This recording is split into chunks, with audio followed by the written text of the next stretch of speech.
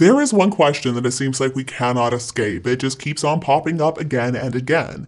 Should we feel sorry for Harry, a man who lately seems mostly cut off from his own family, his homeland, and also his good sense? Now, on the one hand, Harry was, according to his own admissions, dealt a bit of a bum deal, hard done by his family, by the British media, and also by the twist of fate that lumped him as a regal understudy. But on the other hand, Harry lives in a huge house. He married a glamorous actress. Well, an actress. I'm not sure she's glamorous. But anyway, supposedly he's got millions of dollars just flowing into his checking account. And all the while, Harry doesn't really have to do a whole lot of work.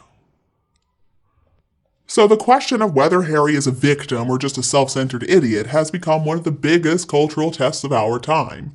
But just when you thought it was safe to form an opinion either way on Harry, the Mail on Sunday has revealed a pretty sad revelation about Harry.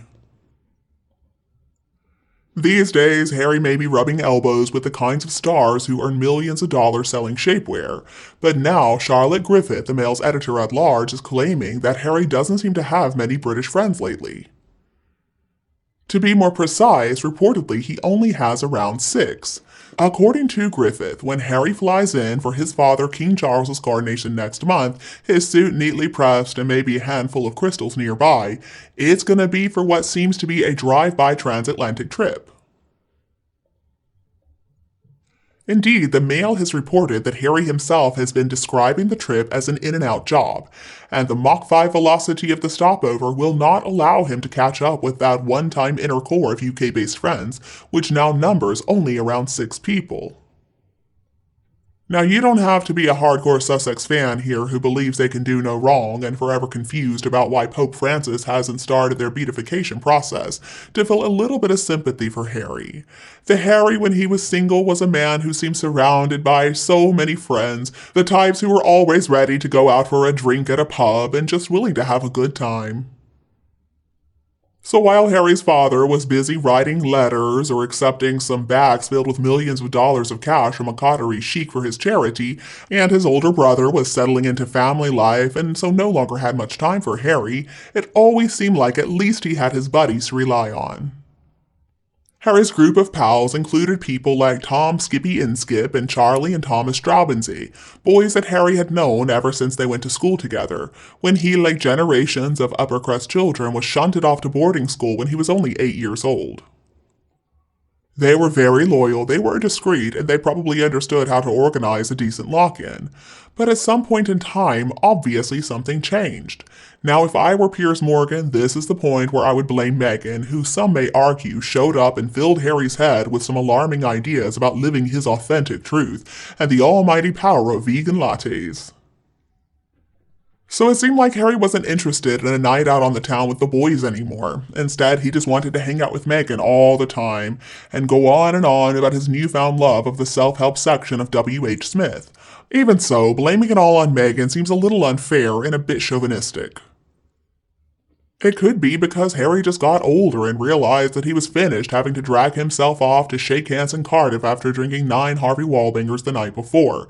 Maybe he decided that he wanted more out of life than knowing the cocktail menu of every pub around. It could be that Harry just grew up, but over the years there have been a few reports and biographies that have detailed how Harry's friendships really changed once he and Meghan got together and then later when they got married. In the pro-Sussex book Finding Freedom, the authors report Skippy is saying we've lost him after Meghan and Harry's 2018 wedding. They wrote, many of Harry's old friends said that the evening guest list was the prince and his bride's way of saying, these are the people we want in our lives moving forward. But it doesn't really matter why Harry now only finds himself with a handful of friends. It's still a little bit of a sorry state of affairs. Now I understand we can easily make the argument that Harry has brought this current predicament on himself, that he's only got himself to blame for his alienation from his family, for much of the British population viewing him with scorn, and also for ending up living in a country that microwaves water when they want to make tea. But still, that hardly changes the fact that such a difficult personal time in his life, he's now finding himself living on the other side of the world from his old friends, the number of which is now pretty pitiful. When it came time for Meghan and Harry to film their Netflix docu-series, Harry's friendship situation became pretty obvious. It seemed like Meghan had so many friends ready to talk about her many wonders, and also to make the case that she had been put through the ringer from the press and the palace. But what about Harry? Well, the only people Harry got to speak on his behalf were one single friend from his days at Eton, and also his polo-playing buddy Nacho Figueres. There was not a single person from Harry's inner circle, other than his Argentinian friend, who went on screen to talk about his relationship, his choices, or his new life in the US.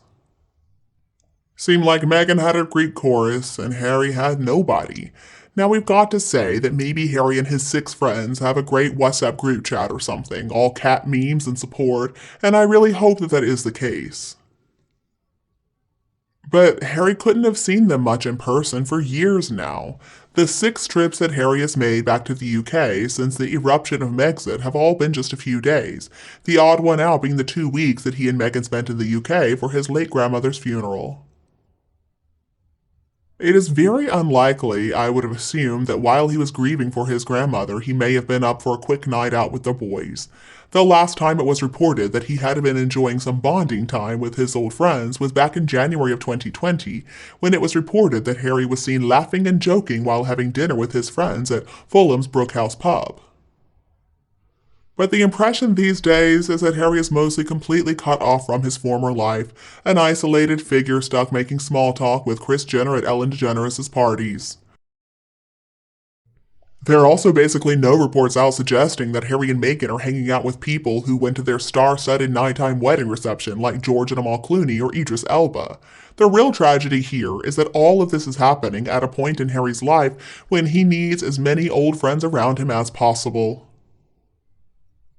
See, the power of these old kinds of friendships is that they are some of the only people who can and will tell you when you're being a little bit of an idiot, or making some bad choices, or will tell you how it is.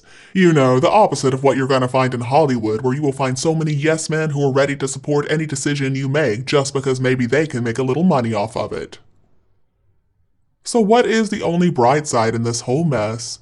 Maybe the grouse and partridges of Gloucestershire have gotten to enjoy a few seasons unbothered by the blazing guns of Harry and his friends. That is, of course, unless Kris Jenner decides to get in on the act after all.